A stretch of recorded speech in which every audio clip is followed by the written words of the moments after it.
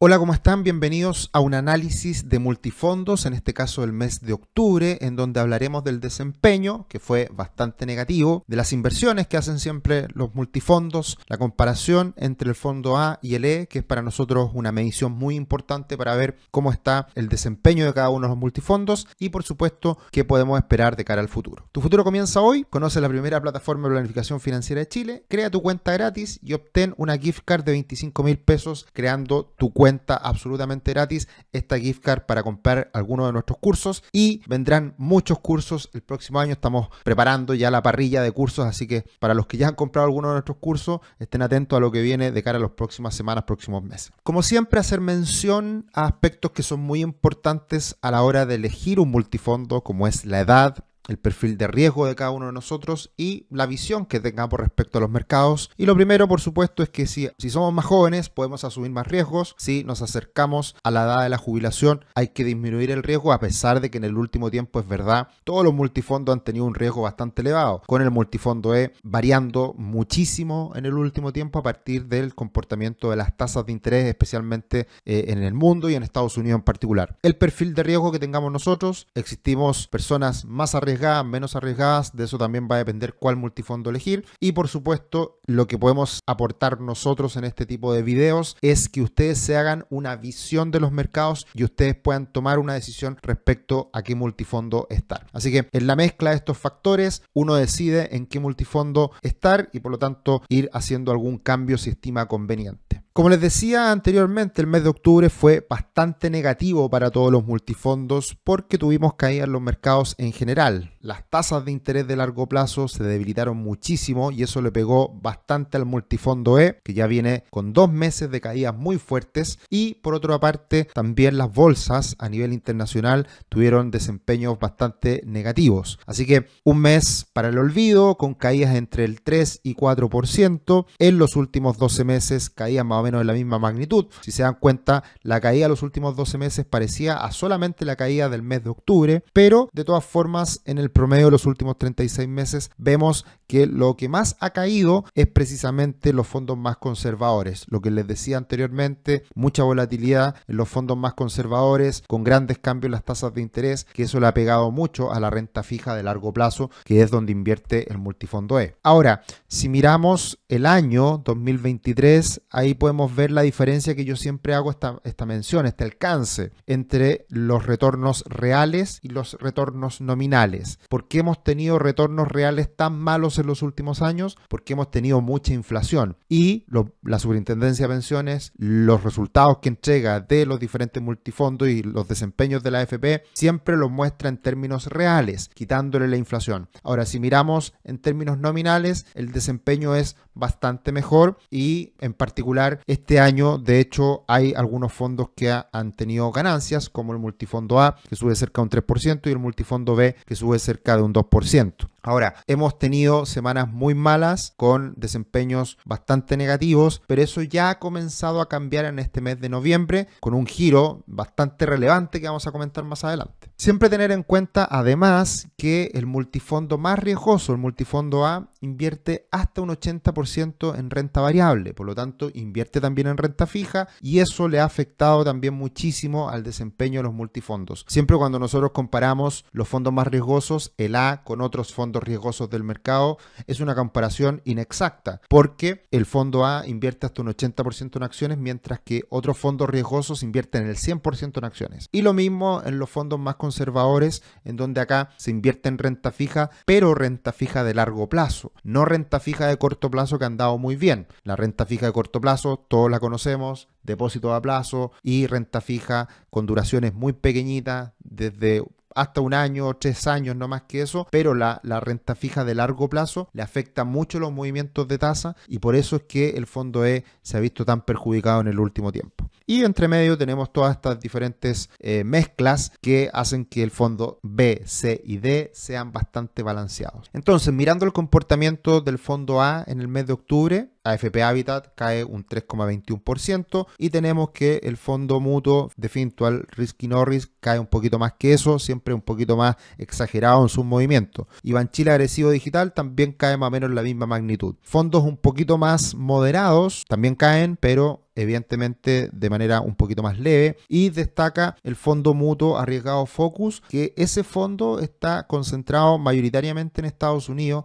y ahí vamos a ver por qué cae un poquito menos, que Estados Unidos no estuvo tan mal el último mes respecto a otros mercados a nivel global. Ahora, si miramos el desempeño en los últimos 2 años, que es lo que a mí siempre me gusta mirar, los comportamientos son bastante parecidos y lo único que destaca en este caso es el fondo mutuo Fintual Moderate PIT, porque tiene incorporado renta fija de corto plazo de Chile, y eso hace que el desempeño sea un poquito mejor en el último tiempo. Mientras que el fondo E nuevamente cae muchísimo respecto a otros fondos conservadores, y por la misma razón que les decía anteriormente, el fondo E invierte en instrumentos de renta fija a largo plazo que se han visto muy perjudicados por los movimientos de tasa, mientras que todos los demás fondos mutuos invierten en el corto plazo, en money market, depósito a plazo de muy cortito plazo, que eso lleva a que con las tasas altas en Chile de corto plazo sigan teniendo buenos retornos cercanos al 0,8% en el caso de la Reinvial Mercado Monetario y también el Very Conservative Strip de Fintual. El desempeño de octubre, acá no hice la actualización de septiembre, es el desempeño de octubre. Acá tenemos que el dólar peso subió casi un 1%, el Standard & Poor's cayó un 2,2% y la renta fija, el fondo E, renta fija a largo plazo, cayó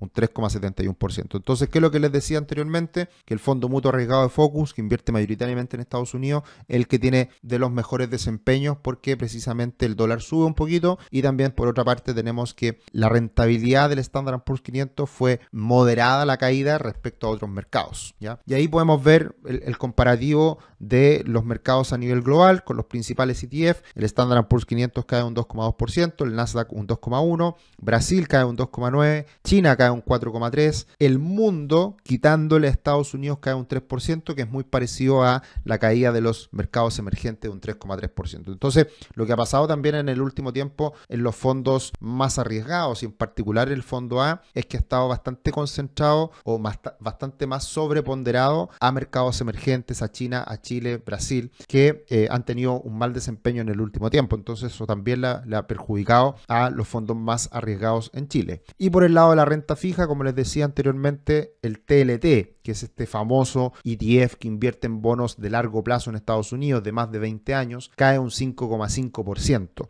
lo cual es muchísimo, y eso termina afectando al resto de la renta fija. En plazos menores y en el conjunto del mercado de bonos, las caídas son bastante más moderadas, y eso de cierta manera compensa a toda la estructura de renta fija de mediano largo plazo. Entonces, ¿qué es lo que ha pasado en lo más reciente? Alcanzamos a tener en estas cifras del mes de octubre que las tasas de interés del bono del Tesoro de 10 años en Estados Unidos alcanzó niveles del 5%.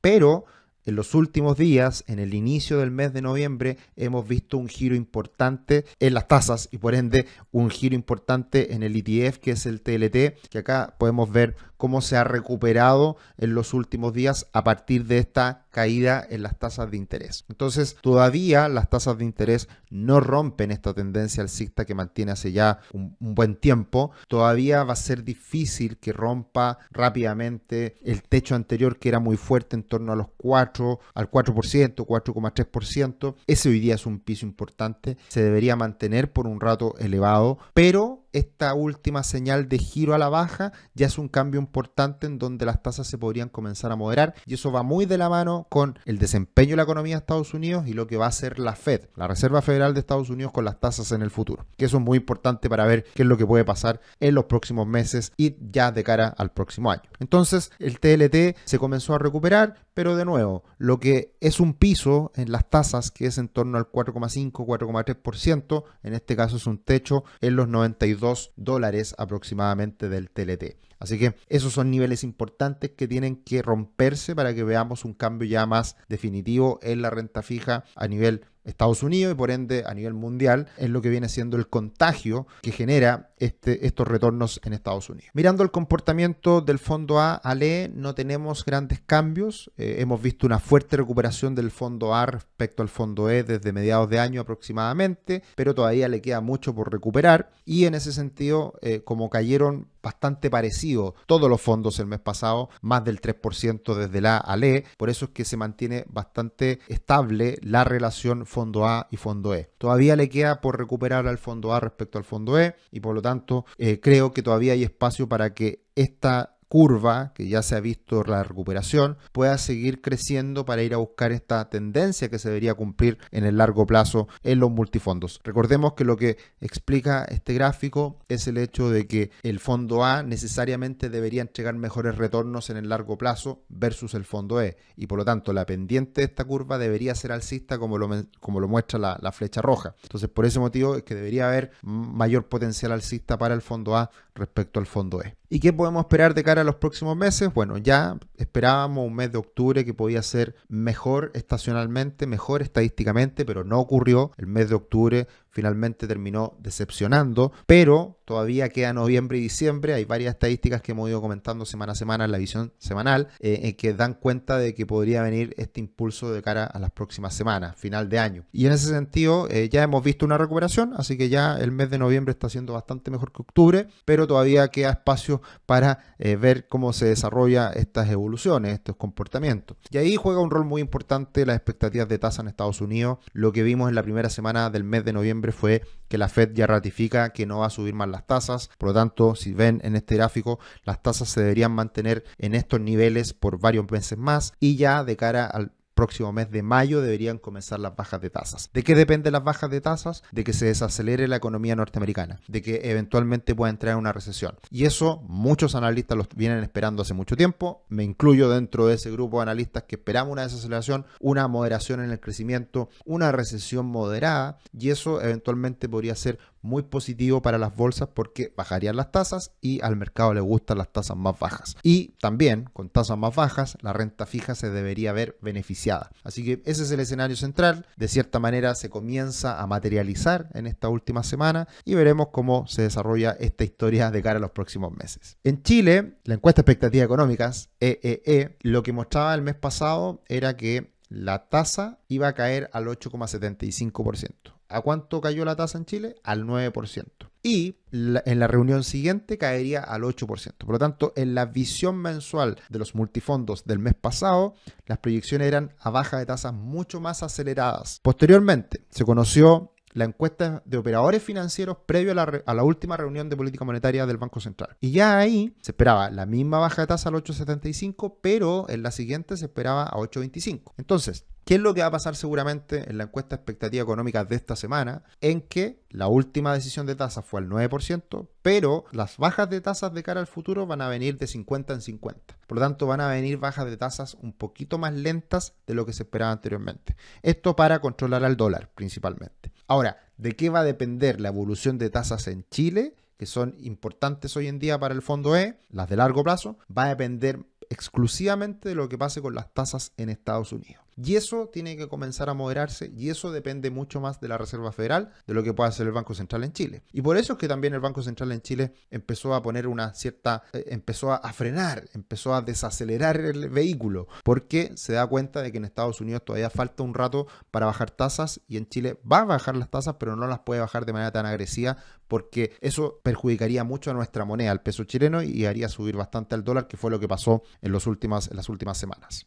Y acá vemos el BCU de 10 años, los bonos en UF del Banco Central a 10 años, que son los bonos de largo plazo en Chile, que vemos que alcanzó los máximos que se registraron justamente cuando se iban a dar las elecciones en Chile, del último presidente, en este caso la elección de Boric. Y en ese momento había mucha incertidumbre, y en ese momento las tasas habían subido bastante en Chile. Y lo mismo ha pasado ahora último, pero ahora ya no por factores internos, sino que por factores externos. Entonces, por ese motivo es que también es esperable de que todo el malestar, todos los comportamientos bastante negativos que hemos visto en la renta fija ya hayan llegado a un punto máximo de dolor, a un punto mínimo de caída, porque estamos con estos niveles de tasas en la misma condición de lo que fue previo o en el momento en que se eligió presidente en la última elección presidencial en Chile. En ese momento, recordemos, el dólar estaba en 1.060 pesos y el nivel de incertidumbre era elevadísima. Entonces, por eso es que hemos visto esta caída en la renta fija, en los fondos más conservadores, pero ya hemos llegado a un punto de inflexión al parecer por la situación, en este caso, externa.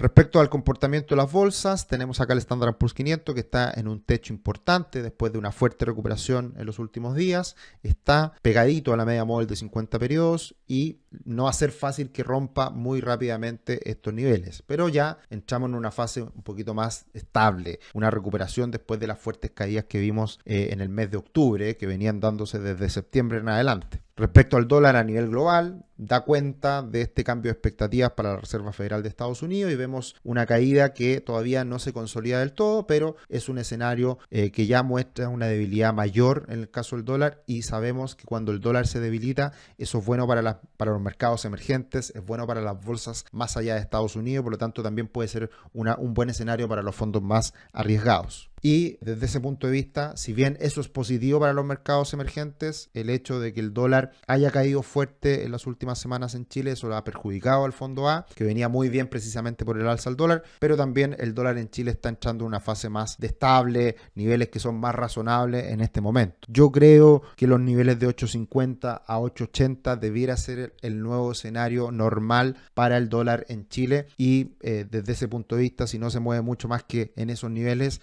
no deberíamos ver impacto por tipo de cambio para el fondo más arriesgado, sino que, como debería ser, los fondos más arriesgados estén determinados su comportamiento más bien por el comportamiento de las bolsas. Y ese comportamiento de las bolsas debería ser mejor en esta última parte del año por la estacionalidad positiva que hablábamos anteriormente. Así que hemos visto un par de meses muy malos para la renta fija, un año complejo, un año de caídas en muchos fondos, rentabilidades muy menores nominales en los fondos más arriesgados, y esperamos que en esta última parte del año se recupere gran parte de lo perdido en los últimos meses. Acá vemos más volatilidad que en otros instrumentos y por lo tanto no es raro que en un mes los fondos caigan un 3% y en otro mes suban un 3%, así que creo que este gran chaparrón, estas grandes malas noticias que conocimos en los últimos 2 meses deberían comenzar a moderarse a partir del cambio de expectativa desde Estados Unidos. Así que eso sería el análisis de los multifondos en el mes de octubre. Espero hagan sus comentarios, recomienden esta información, nos sirve, y por supuesto nos vemos en otro video. Que estén muy bien, chao chao.